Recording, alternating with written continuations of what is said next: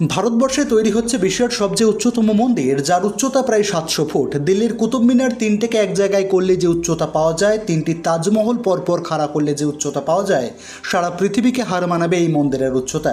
পৃথিবীতে এখনও অবধি মন্দির, চার্চ, মসজিদের যা উচ্চতা ছিল, তার মধ্যে তুর্কির একটি মসজিদ আছে যার উচ্চতা 180 ফুট। ভারতে রয়েছে তাজমহল, যার উচ্চতা 280 ফুট। সর্বশেষ লন্ডনের সেন্ট পল চার্চ, যার উচ্চতা 364 ফুট। কিন্তু সমস্ত রেকর্ড ভেঙে ফেলেছে এই মন্দির। নাম ভগবান শ্রীকৃষ্ণের বৃন্দাবন চন্দ্রোদয় মন্দির।